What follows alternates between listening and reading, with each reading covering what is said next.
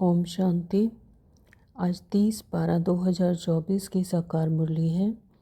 बाबा कहते मीठे बच्चे, हाँ जी बाबा, आत्मा रूपी बैटरी को ज्ञान और योग से भरपूर कर सतो प्रधान बनाना है, पानी के स्नान से नहीं। यानी आत्मा का भोजन है ज्ञान और योग। तो ज्ञान और योग से भरपूर कर सतो प्रधान बनाना है, पानी के स्नान से नहीं। बाबा ने प्रश्न किया है, इस समय सभी मनुष्य आत्माओं को भटकाने वाला कौन है? वह भटकाता क्यों है? उत्तर है, सभी को भटकाने वाला रावण है, क्योंकि वह खुद भी भटकता है। उसे अपना कोई घर नहीं। रावण को कोई बाबा नहीं कहेंगे। बाप तो परमधाम घर में रहता है, तो अपने बच्चों को ठिकाना देने के लिए परमधाम से आते हैं। अभी तुम्हें घर का पता चल गया, इसलिए तुम भटकते नहीं हो। घर कौन सा है? हम आत्माओं का परम धाम। तो अभी लेकिन हम कहाँ हैं? रावण के वश में, यानी विकारों के वश में। तो तुम कहते हो हम बाप से पहले पहले जुदा हुए, अब फिर पहले पहले घर जाएंगे। तो घर जाना यानी आत्मा को जब अपनी आत्मिक स्थिति, आत्मिक सत्य स्वरूप का ज्ञान होता है, तो वह ऐसे है कि जैसे अपने घर का पता चल गया, और विस्मृति हुई तो जैसे भटक गई। तो ओम शांति। बाबा कहते मीठे मीठे बच्चे यहाँ आकर समझते हैं, इनमें जो शिव बाबा आए हैं कैसे भी करके हमको 7 घर जरूर ले जाएंगे। हम आत्माओं का घर है ना, तो बच्चों को ज़रूर खुशी होती होगी। बेहद का बाप आकर के हमको गुलगुल बनाते हैं, यानी ज्ञान स्वरूप बनाते हैं, ज्ञान देते हैं सत्य स्वरूप का। तो बेहद का बाप आकर हमें गुलगुल बनाते हैं। कोई कपड़ा आदि नहीं पहनाते हैं। इसको कहा जाता है योग बल, याद का बल। जितना टीचर का मर्तबा है उतना ही बच्चों का भी मर्तबा दिलाते हैं। तो पढ़ाई से स्टूडेंट जानते हैं कि हम यह बनेंगे। तुम भी समझते हो हमारा बाबा टीचर है और सतगुरु भी है। तो यह है नई बात, हमारा बाबा टीचर है, उनको हम याद करते हैं, हमको टीच करके यह बना रहे हैं। हमारा बेहद का बाबा आया हुआ है हमको वापस घर ले जाने के लिए। तो रावण का कोई घर नहीं होता, घर राम का होता है। तो शिव बाबा कहाँ रहते हैं? तुम जट कहेंगे कि परमधाम में। तो रावण को तो बाबा नहीं कहेंगे। रावण कहाँ रहते हैं? रावण यानी विकारों के वश, जब आत्मा विकारों के वश हो जाती है। पता नहीं, ऐसे नहीं कहेंगे कि रावण परमधाम में रहते हैं। तो परमधाम में रावण विकार होते ही नहीं, तो परमधाम में रावण नहीं होता। नहीं, उनका जैसे कि ठिकाना ही नहीं, भटकता रहता है, तुमको भी भटकाता है। तो तुम रावण को याद करते हो क्या? नहीं। कितना तुमको भटकाते हैं। शास्त्र पढ़ो, भक्ति करो, यह करो। बाप कहते हैं इसको कहा जाता है भक्ति मार्ग। रावण राज्य, गांधी भी कहते थे राम राज्य चाहिए। तो इस रथ में हमारा शिव बाबा आया हुआ है, बड़ा बाबा है ना। तो वह आत्माओं से बच्चे बच्चे कहकर बात करते हैं। अभी तुम्हारी बुद्धि में है रूहानी बाप, और रूहानी बाप की बुद्धि में हो तुम रूहानी बच्चे, क्योंकि तुम्हारा कनेक्शन है ही मूल वतन से। तो क्या है, शिव बाबा हमारे पिता हैं और हम सब उनकी संतान हैं। तो हमारा उनसे कनेक्शन है मूल वतन से। तो आत्माएं परमात्मा अलग रहे बहुकाल, वहाँ तो आत्माएं बाप के साथ इकट्ठी रहती हैं, फिर अलग होती हैं अपना अपना पार्ट बजाने के लिए। बहुकाल का हिसाब चाहिए ना। वह बाप बैठ बतलाते हैं, तुम अब पढ़ाई पढ़ रहे हो, तुम्हारे में भी नंबरवार हैं जो अच्छी रीति पढ़ते हैं, वही पहले पहले मेरे से जुदा हुए, फिर मुझे ये बहुत याद करेंगे तो पहले पहले आ जाएंगे। तो यह कल्प कल्प की बाजी है। जैसे जैसे जो पहले पहले जुदा हुए फिर वही पहले पहले आकर मिलेंगे और मुझे याद करेंगे, बाबा कहते हैं। तो पाप बच्चों को बैठ सारी सृष्टि चक्र का गुह्य राज समझाते हैं, और कोई भी नहीं जानते। गुह्य भी कहा जाता है, गौतम भी कहा जाता है, यानी गहरी बात। तो यह तुम जानते हो बाप, कोई ऊपर से बैठ नहीं समझाते हैं, यहाँ आकर समझाते हैं। मैं इस कल्प वृक्ष का बीज रूप हूँ, इस मनुष्य सृष्टि रूपी झाड़ का कल्प वृक्ष को कहा जाता है। यानी बाबा ने कहा कि मैं टॉकी दुनिया में आता हूँ। तो कल परसों की मुरली में भी था कि बाबा ने कहा कि मैं टॉकी में आकर तुम्हें समझाता हूँ।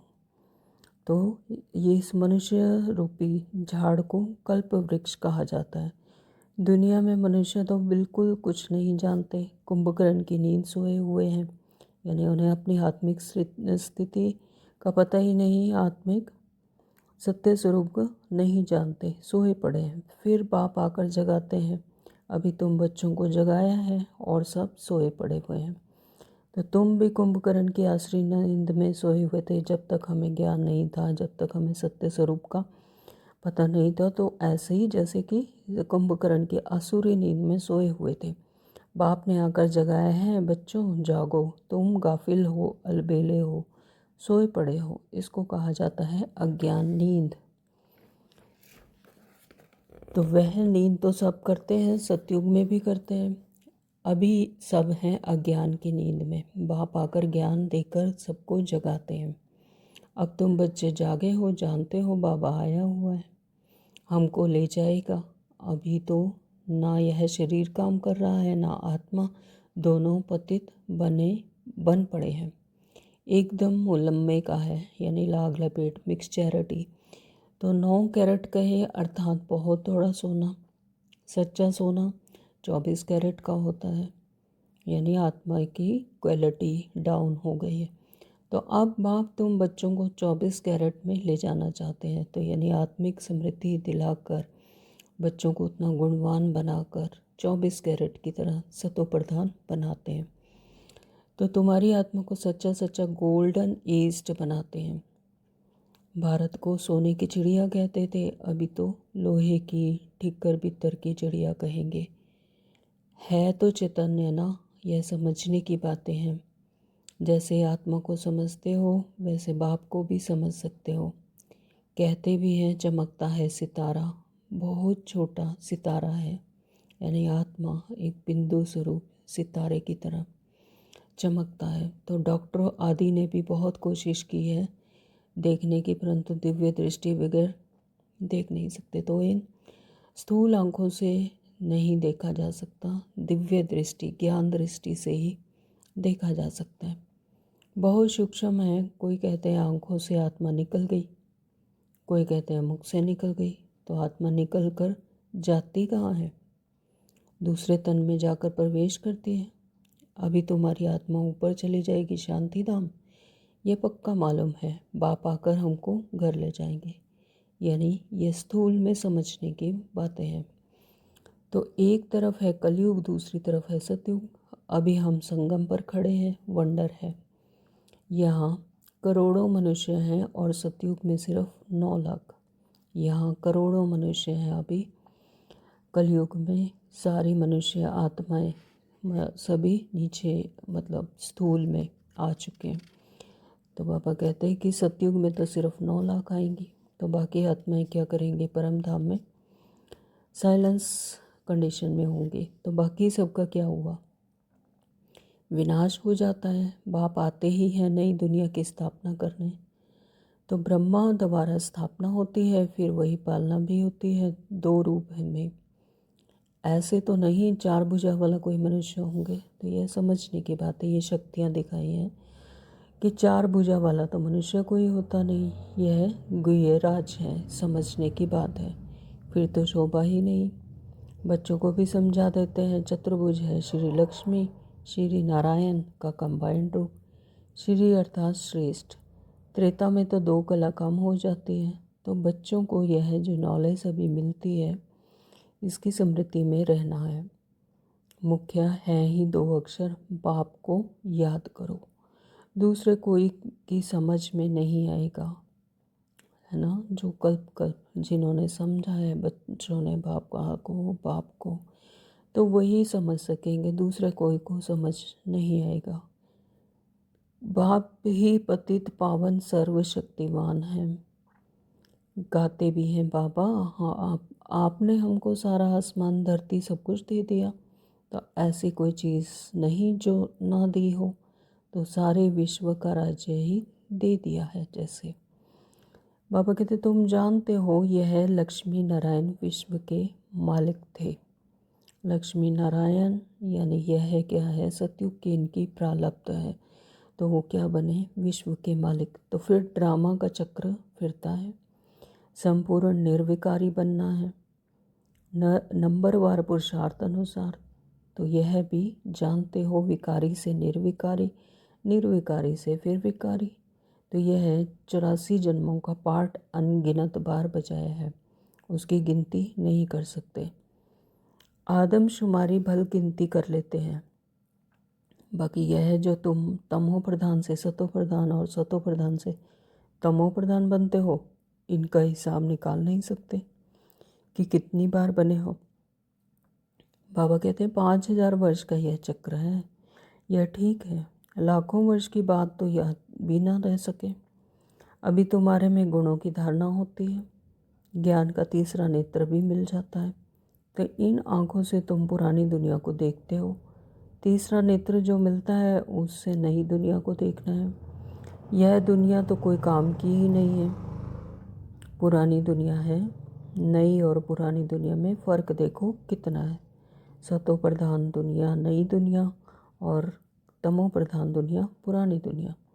तो तुम जानते हो हम ही नई दुनिया के मालिक थे, फिर 84 जन्म लेते लेते यह बन गए हैं। तो यह अच्छी रीति याद रखना चाहिए और फिर दूसरे को भी समझाना है। तो कैसे हम यह बनते हैं, ब्रह्मा सो विष्णु, फिर विष्णु सो ब्रह्मा बनते हैं। तो ब्रह्मा और विष्णु का फ़र्क देखते हो ना। विष्णु कैसा सजा सजाया बैठा है, तो यानी क्या है, विष्णु क्या है, प्रारब्ध है। और यह ब्रह्मा कैसे साधारण बैठा है, तो वह क्या है, ब्रह्मा बाबा का तपस्वी जीवन है ना, उसमें पुरुषार्थ किया। तो तुम जानते हो यह ब्रह्मा व विष्णु बनने वाला है। यह किसको समझाना भी बहुत सहज है। ब्रह्मा विष्णु होकर आपस में क्या संबंध है, तुम जानते हो यह विष्णु के दो रूप लक्ष्मी नारायण है। यही विष्णु देवता सो फिर यह मनुष्य ब्रह्मा बनते हैं। वह विष्णु सतयुग का है, ब्रह्मा यहाँ का है। तो बाप ने समझाया है ब्रह्मा से विष्णु बनना सेकंड में, ब्रह्मा से विष्णु बनना सेकंड में, और फिर विष्णु से ब्रह्मा बनने में 5000 वर्ष लगते हैं। यानी परमात्मा ने जब आकर ज्ञान दिया और आत्मिक स्थिति, आत्मिक सत्य स्वरूप समझ आ गया, ज्ञान हुआ, तो ब्रह्मा से क्या बन गए, 1 सेकंड में विष्णु बन गए, जैसे ही परमात्मा का परिचय मिला। और फिर विष्णु से ब्रह्मा, तो ये कल्प कल्प पूरा युग जब चलते हैं चारों, तो फिर 5000 वर्ष लग जाते हैं विष्णु से ब्रह्मा बनने में। तत्वम बाबा कहते हैं ऐसे ही तुम सब हो, केवल एक ब्रह्मा ही तो नहीं बनते हैं ना। तो यह है बातें सिवाय पाप के और कोई समझा ना सके। यहाँ कोई मनुष्य गुरु की बात नहीं है, इनका भी गुरु शिव बाबा, तुम ब्राह्मणों का भी गुरु शिव बाबा है, उनको सद्गुरु कहा जाता है। तो बच्चों को शिव बाबा को ही याद करना है, कोई को भी यह समझाना तो बहुत सहज है। शिव बाबा को याद करो। शिव बाबा स्वर्ग नई दुनिया रचते हैं, ऊंचते ऊंच भगवान शिव हैं, वह हम आत्माओं का बाबा है। तो भगवान बच्चों को कहते हैं मुझ बाप को याद करो। तो याद करना कितना सहज है। बच्चा पैदा होता है तो झट माँ माँ उनके मुख से आपे ही निकलता है, तो माँ बाप के सिवाय और कोई पास नहीं जाएगा। माँ मर जाती है तो फिर और कोई बात है, पहले है माँ और फिर बाप, फिर पीछे और मित्र संबंधी आदि होते हैं, तो उनमें भी जोड़ी जोड़ी होती है। चाचा चाची दो है ना, कुमारी होगी, फिर बड़ी होते भी कोई चाची कहेंगे, कोई मामी कहेंगे। तो बाबा कहते कि अभी तुमको बाप समझाते हैं, तुम सब भाई भाई हो, हम सब आत्माएं उस परमात्मा के संतान हैं। इसलिए हम सब क्या हैं, भाई भाई। तो बस और सब संबंध कैंसिल करते हैं, भाई भाई समझेंगे तो एक बाप को याद करेंगे। बाप भी कहते हैं बच्चों मुझ एक बाप को याद करो। कितना बड़ा बेहद का बाप है, वह बड़ा बाबा तुमको बेहद का वर्षा देने आए हैं। घड़ी घड़ी कहते हैं मन मना भव, मन परमात्मा को सौंप दो। तो अपने को आत्मा समझ बाप को याद करो, अपने आप को आत्मा समझकर परमात्मा बाप को याद करो। तो यह बात भूलो मत। देह अभिमान में आने से ही भूल जाते हैं। जैसे ही देह अभिमान आया तो फिर देह की दुनिया को ही अपने आप समझ लेते हैं, तो फिर भूल होते हैं। तो पहले पहले तो अपने को आत्मा समझना है, हम आत्मा शालिग्राम हैं और एक बाप को ही याद करना है। आत्मा शालिग्राम है यानी शिव बाबा के बच्चे हैं। तो बाप ने समझाया है मैं पतित पावन हूँ, मुझे याद करने से ही तुम्हारी बैटरी जो खाली हुई है वह भरपूर हो जाएगी, तुम सतो प्रधान बन जाएंगे। पानी की गंगा में तो जन्म जन्मांतर गुटखा खाया है लेकिन पावन बन नहीं सके। तो बाबा कहते कि पानी, गंगा के पानी में नहा नहा कर जन्म जन्मांतर, तो बाबा कहते फिर क्या पावन बन पाए। पानी कैसे पतित पावन हो सकता है, ज्ञान से ही सद्गति होती है। तो आत्मा की सद्गति जो है वो ज्ञान से होती है। तो इस समय है ही पाप आत्माओं की झूठी दुनिया, लेन देन भी पाप आत्माओं से ही होती है। यानी देह भान में जो आत्माएं हैं, देह भान से आत्माओं से जो लेन देन करते हैं, तो लेन देन भी पाप आत्मा से ही होती है। मनसा वाचा कर्मणा पाप आत्मा ही बनते हैं। अभी तुम बच्चों को समझ मिली है, तुम कहते हो हम यह लक्ष्मी नारायण बनने के लिए पुरुषार्थ करते हैं। अभी तुम्हारी भक्ति करना बंद है, ज्ञान से सद्गति होती है। यह देवताएं सद्गति में है ना। बाप ने समझाया है कि यह बहुत जन्मों के अंत में है। बाप कितना सहज समझाते हैं। तुम बच्चे कितनी मेहनत करते हो, कल कल करते हो। पुरानी दुनिया को बदल नई दुनिया बनानी है। कहते हैं ना भगवान जादूगर है, रत्नागर है, सौदागर है। जादूगर तो है ना, पुरानी दुनिया को हेल से बदल कर हेवन बना देते हैं। तो जादूगर हुए ना। तो कितना जादू है। अभी तुम हेवन के रहवासी बन रहे हो, यानी सतयुग में जाने के लायक बन रहे हो। तो जानते हो अभी हम हेल के रहवासी हैं, अभी हम कहाँ हैं, कलयुग में। तो यानी जैसे नर्क में हैं। हेल और हेवन अलग हैं। 5000 वर्ष का चक्र है, लाखों वर्ष की तो बात ही नहीं। यह बातें भूलनी नहीं चाहिए। भगवान वच है ना, कोई जरूर है जो पुनर्जन्म रहित है। वह कौन है, शिव बाबा। तो श्री कृष्ण को तो शरीर है, शिव को तो नहीं है। उनको मुक्त तो जरूर चाहिए ना, शिव बाबा को ज्ञान देने के लिए मुक्त जरूर चाहिए। तो वो ब्रह्मा बाबा का तन का आधार लेते हैं, तो तुमको सुनाने के लिए आकर पढ़ाते हैं। ड्रामा अनुसार सारी नॉलेज ही उनके पास है। यह सारे कल्प में एक ही बार आते हैं, दुख धाम को सुख धाम बनाने के लिए। तो सुख शांति का वर्षा जरूर बाप से मिलता है। तब तो मनुष्य चाहते हैं ना, और बाप को याद करते हैं। बाबा कहते बाप ज्ञान देखो कैसे सहज रीति देते हैं। यहाँ बैठे भी बाप को याद करो, बजोली याद करो तो भी मन मना भाव ही है। बजोली याद करो यानी चक्कर जो घूमता है, चक्कर को याद करो तो मन मना भाव है ही। तो बाप ही यह सारा ज्ञान देने वाला है। तुम कहेंगे हम बेहद के बाप पास जाते हैं, बाप हमको शांति धाम फिर सुख धाम ले जाने का रास्ता बताते हैं।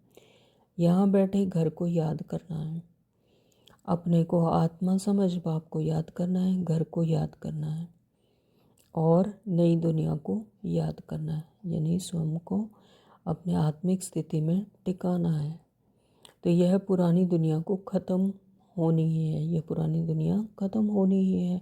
आगे चलकर तुमको वैकुंठ को भी बहुत याद करेंगे, घड़ी घड़ी वैकुंठ में जाते रहेंगे। शुरू में बच्चियां घड़ी घड़ी आपस में बैठ वैकुंठ में चली जाती थी। यह देखकर बड़े बड़े घर वाले बच्चों को भी भेज देते थे। नाम ही रखा था ओम निवास। कितने ढेर बच्चे आए, फिर हंगामा हुआ। बच्चों को पढ़ाते थे, आप ही ध्यान में चले जाते थे। अभी ये ध्यान दीदार का पाठ बंद कर दिया है। क्यों? क्योंकि उसमें कोई प्राप्ति नहीं। ध्यान दीदार का पाठ बाबा कहते बंद कर दिया। तो यहाँ भी कब्रिस्तान बना देते हैं, जैसे सबको सुला देते हैं और कहते हैं कि आप शिव बाबा को याद करो, ध्यान में चले जाते थे।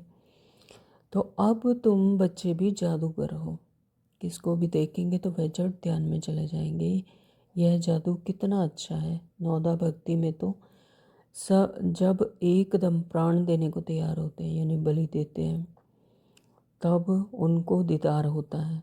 तो यहाँ तो बाप खुद आए हैं, है ना, वहाँ पर प्राण देते हैं तब दीदार होता है। तो बाबा कहते हैं यहाँ तो बाप खुद आए हैं, तुम बच्चों को पढ़ाकर ऊंच पद प्राप्त कराते हैं। तो आगे चल तुम बच्चे बहुत साक्षात करते रहेंगे। बाप से ही अभी भी कोई पूछे तो बता सकते हैं कि कौन गुलाब का फूल है, कौन चंपा का, कौन टांगर का, और कौन टू भी होती है ना। तो ये टांगर और टू ये भी क्या है, वैरायटी है फूलों की। तो बाबा कहते हैं ये भी बाबा से पूछ सकते हैं कि कौन सा फूल, कौन सी आत्मा का मतलब किस सिंबॉलिक कौन सा फूल है, कि कोई गुलाब का फूल है, कोई चंपा का, यानी क्वालिटी वाइज। बाबा कहते हैं अच्छा, मीठे मीठे सिकलदी बच्चों प्रति माता पिता बाप दादा का याद प्यार और गुड मॉर्निंग। रूहानी बाप की रूहानी बच्चों को नमस्ते। हम रूहानी बच्चों की रूहानी बाप को नमस्ते जी, नमस्ते जी, नमस्ते जी। शुक्रिया बाबा, शुक्रिया। धारणा के लिए मुख्य सार दिया बाबा ने। नंबर 1, देह के सब संबंध कैंसिल कर आत्मा भाई भाई हैं, यानी हम सब उस परमात्मा की संतान आत्मा हैं। इसलिए हम सब का क्या रिश्ता है, भाई भाई का। हम सब भाई भाई हैं। तो यह निश्चय करना है और बाप को याद कर पूरे वर्षे का अधिकारी बनना है।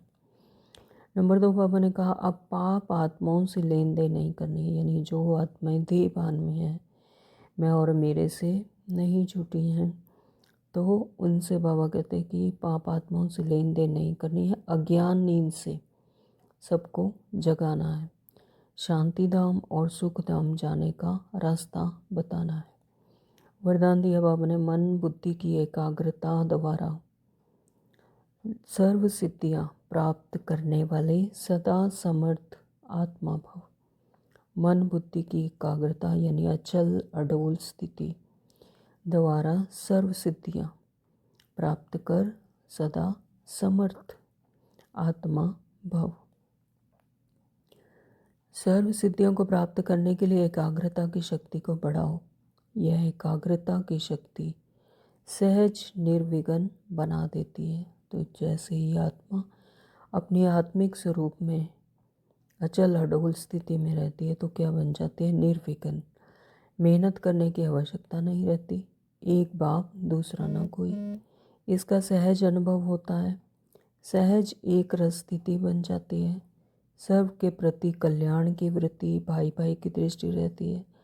तो मैं आत्मा और बाकी सभी आत्माएं भी उस परमात्मा की संतान। तो फिर क्या होगा, सर्व के प्रति कल्याण की वृत्ति, भाई भाई की दृष्टि।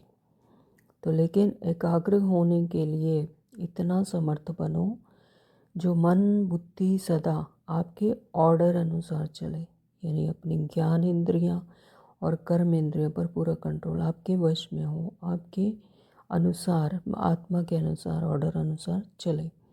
तो स्वपन में भी सेकंड मात्र भी हलचल ना हो। स्वपन यानी देह भान में भी सेकंड मात्र भी हलचल में ना आए।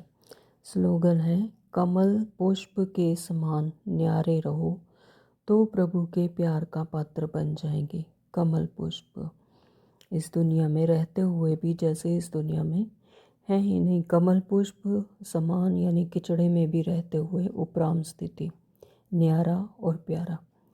तो बाबा कहते प्रभु के प्यार के पात्र बन जाएंगे। ओम शांति। Thank you Baba.